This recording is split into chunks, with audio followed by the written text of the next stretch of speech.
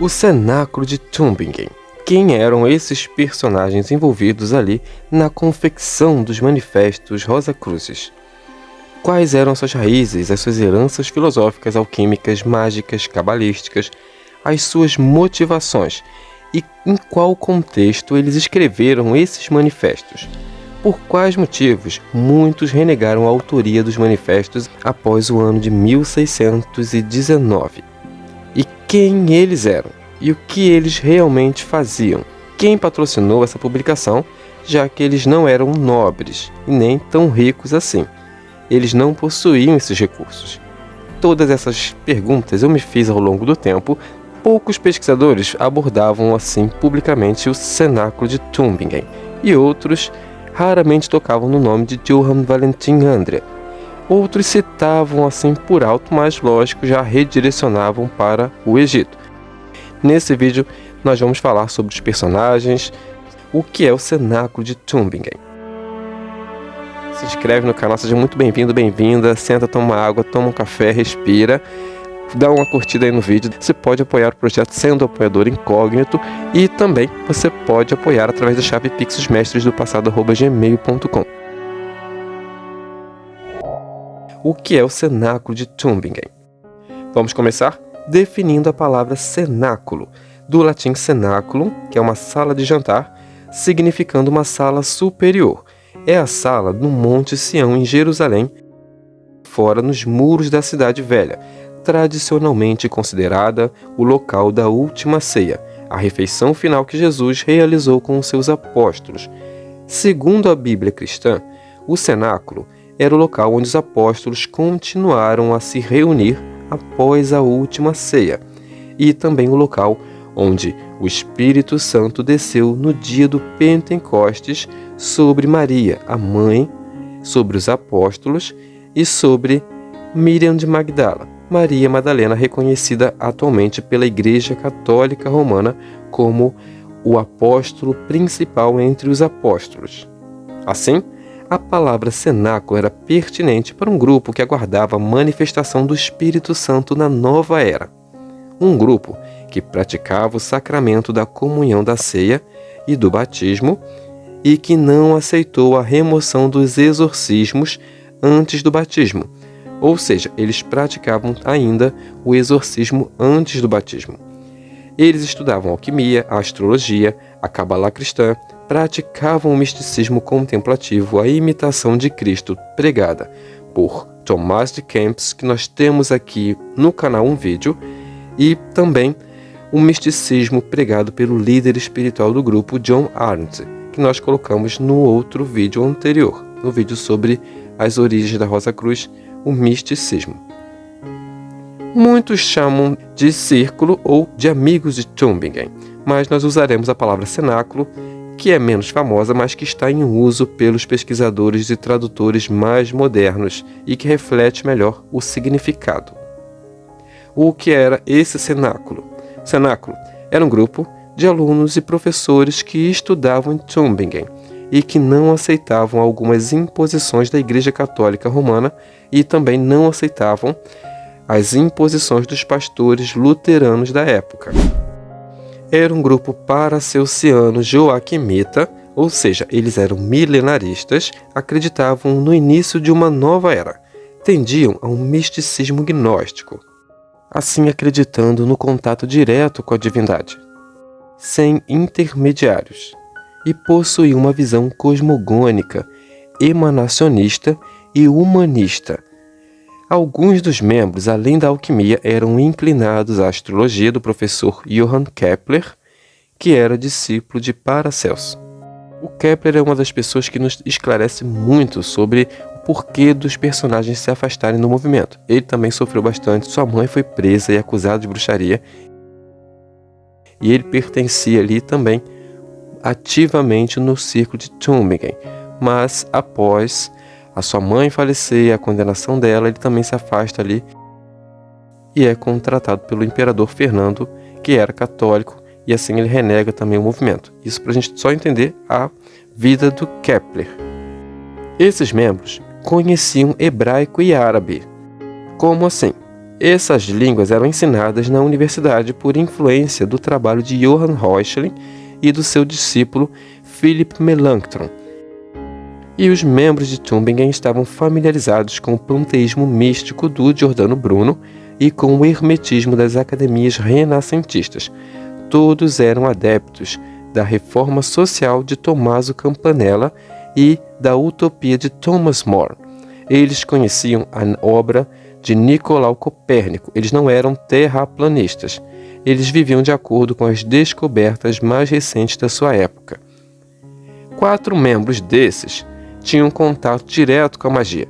Eles viajaram a Nápoles e tiveram ali contato com a magia prática ensinada na Academia Secretorum Naturae de Giambattista della Porta. Esses membros eram Tobias Emanuel Adami, Wilhelm Wels, Christopher Bezold e Johann Valentin Andria. Esses foram ali iniciados na magia cerimonial em Nápoles. E algo que eu não quis dizer, mas todos eles conheciam as palavras mágicas dos cátaros e dos celtas. Algumas letras entoadas em orações dos cátaros passaram pelos amigos de Deus, por Nicolau de Cusa, inclusive o pai do imperador Maximiliano, que era o imperador Frederico III, ao retornar da Terra Santa e ser feito cavaleiro do Santo Sepulcro, guardava uma linhagem misteriosa passada a 50 cavaleiros do Santo Sepulcro. Essa linhagem foi passada aos imperadores posteriores e aos príncipes ali também, junto com a Ordem do Tozão de Ouro e outras ordens. O imperador Frederico III colocou no seu governo o lema A-E-I-O-U, vogais misteriosas indecifráveis para muitos, mas que são cantadas em várias músicas dos cátaros. A-E-I-O-U.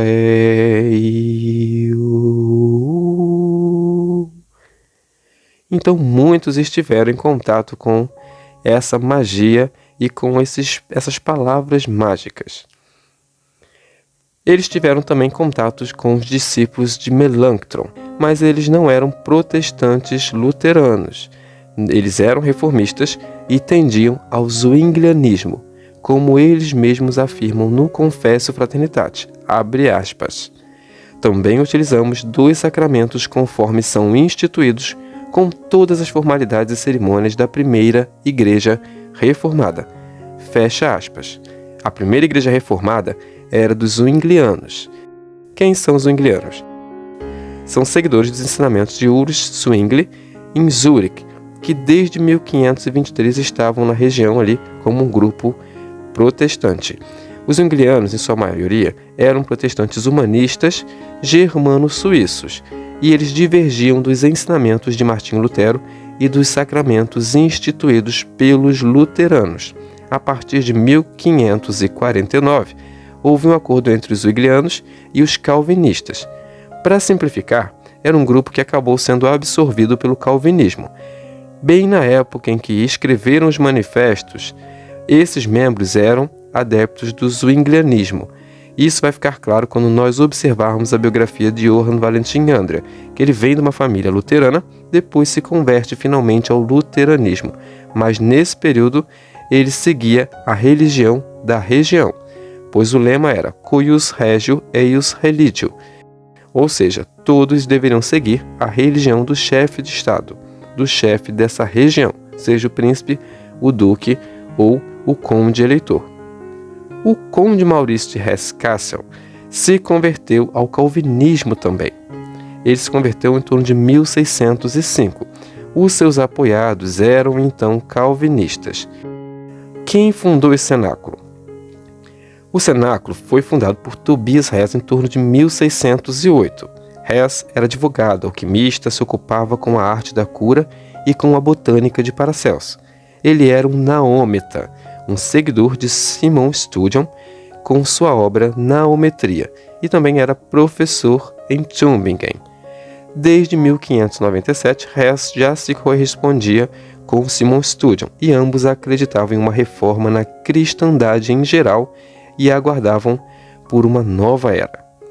Com as mudanças de Stadion para a proximidade ali, no ano de 1605, a convite de Frederico de Wurtemberg, esses laços se estreitaram.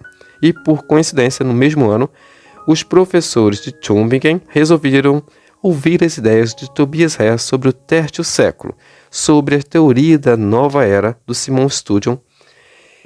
Então os alunos tiveram contato ali com essas pesquisas através do Tobias Hess e da universidade. O Hess, baseado em várias pesquisas, deduziu que entre 1614 e 1623 se abriria o terceiro século, o terceiro período, a nova era do Espírito Santo que nós abordamos nos 2 vídeos anteriores. Como era esse cenáculo? Inicialmente, ele era composto por 10 a 12 membros. O nobre austríaco Abraham Hölzel, o pastor emérito John Vischer, o futuro teólogo mais conhecido Johann Valentin Andria, o irmão dele, Johann Ludwig Andria, o jurista Christopher Bezold, o advogado Wilhelm Wildenbach, o advogado Johann Stoffel, o advogado Wilhelm von Wenz e o advogado Christopher Willing e outro advogado Thomas Lancius, o médico Samuel Herrenheffer, o médico Anton Frey e o filósofo Tobias Emanuel Adami, e também o teólogo Johann Jakob Heinlein, e mais tarde o professor de hebraico e matemático e astrônomo Wilhelm Schickert. O próprio Duque Frederico de Württemberg também estudou ali em Tübingen. Ele era parente da Rainha Elizabeth e a sua cerimônia de armação como cavaleiro da Ordem da Jarreteira ocorreu ali em Württemberg alguns anos antes, onde vários nobres ingleses foram reunidos em Württemberg em Tübingen. Ou seja, o estado de Württemberg tinha laços estreitos, sanguíneos até com a Inglaterra, e a Rainha Elizabeth e o rei Jaime também reforçaram esses laços. O famoso autor do Casamento Alquímico, Johann Valentin Andria, já conhecia Tobias Hess há muito tempo, desde a infância. Seus pais se conheciam, se visitavam, e Hess também curou uma enfermidade no joelho de Andria. Então Hess era realmente assim um fenômeno curador. Com toda essa herança que nós abordamos nos vídeos anteriores, com esses membros, os alunos e professores iniciaram a escrever os manifestos em torno de 1608, baseados ali nos escritos do Tobias Hess.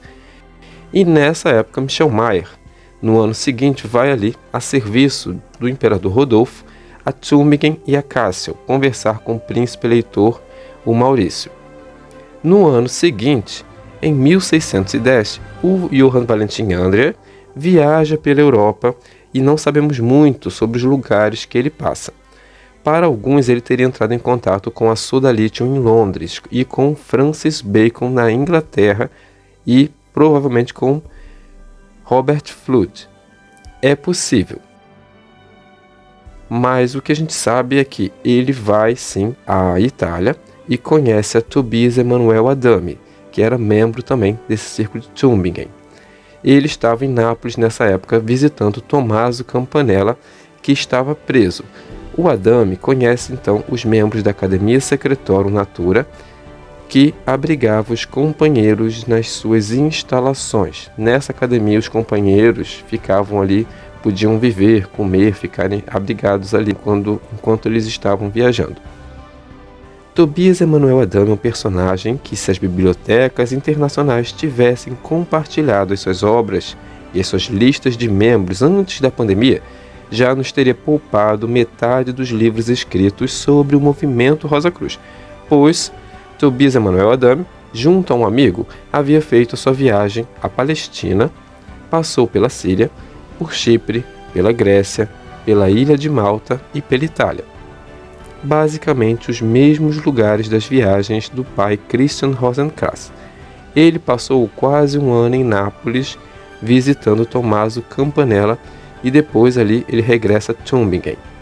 Ou seja, o personagem de Christian Rosenkranz, para muitos, se remete à vida de Joaquim de Fiore, ou a Tomás de Kempis, ou a Guilherme Postel, mas as suas viagens são as viagens do Tobias Emanuel Adami. Meditem nesse nome. Adam é o pai da humanidade e Emmanuel é Cristo. Então são Adame, Emanuel e o Tobias, que fica aí uma interrogação. São muitas curiosidades se nós trocarmos a Espanha pela Itália, nas viagens do Christian Rosenkranz e do Tobias Emanuel Adame. Mas há muitas outras coisas que nós vamos juntando, não vamos limitar nem definir o assunto.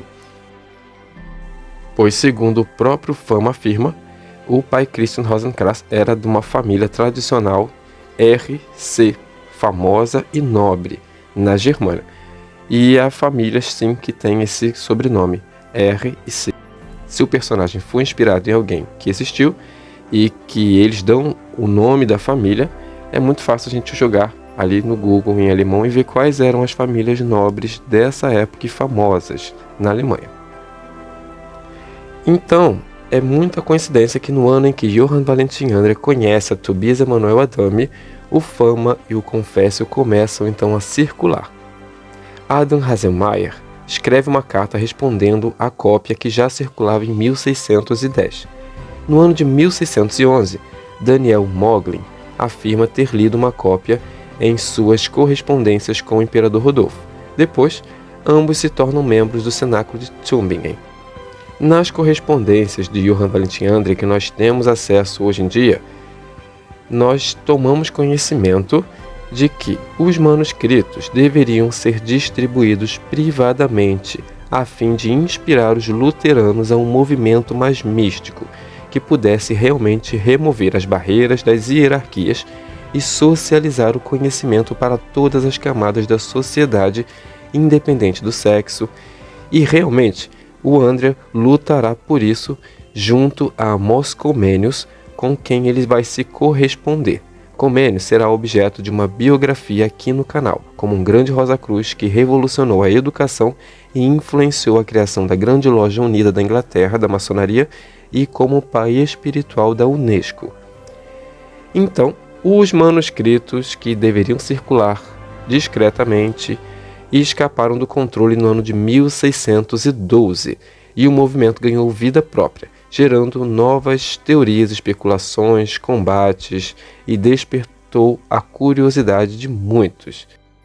É então que Tobias Hess faz a sua grande iniciação no ano de 1614, acabando praticamente com o cenáculo, e entra em cena o conde Maurice von Hessen-Kassel, que autoriza a impressão na cidade de Kassel do Fama nesse mesmo ano na gráfica de Lázaro Zetzner. Nesse ano, o conde Maurício patrocina então o lançamento também do Assertio Fraternitatis Rosicrucis, como uma carta revelando a existência da fraternidade. Vejam, o Assertio é publicado em setembro de 1614, já respondendo ali todos os rumores que já estavam ocorrendo desde 1610. E em 1615 é então publicado, com autorização do conde Maurício, na cidade de Kassel, pela mesma impressora do Lázaro Zetzner, o Confessio Fraternitatis, depois do Assertio. E vocês vão me fazer a seguinte pergunta: e o casamento alquímico? Então, segundo as cartas do Johann Valentin André, ele foi escrito em 1605, bem antes. O próprio André afirma isso, que era uma obra independente do movimento e assumidamente das próprias mãos do Johann Valentin André. Isso é de conhecimento público hoje em dia, que o Johann Valentin André não escreveu os primeiros manifestos, que ele provavelmente copiou dos sermões e dos ensinamentos do Tobias Hess, junto ali com Christopher Bezold e outros membros. Então foram várias mãos escrevendo o Fama e talvez o Confessio, mas o Casamento Alquímico é uma obra do Johann Valentin André. E ele não era considerado um manifesto nessa época, ele era apenas um texto relacionado ao movimento, como 300 outros textos que circularam na mesma época. 300 textos em respostas, em comentários, surgiram ali até 1623. Então, mais ou menos é isso, em resumo, o que acontece. O conde Maurício queria patrocinar ali a difusão do calvinismo e os membros também aceitavam o zwinglianismo, e ele patrocinou essa publicação ali. Ele fez uma grande revolução cultural na época. Ele era muito chegado a medicina, a alquimia, era tido como um sábio, e ele herdou na sua cidade ali o colégio da Sodalitium, o colégio dos magos da Agripa, que já estava filiado ali em Hessen Castle, um capítulo que estava ali naquela região.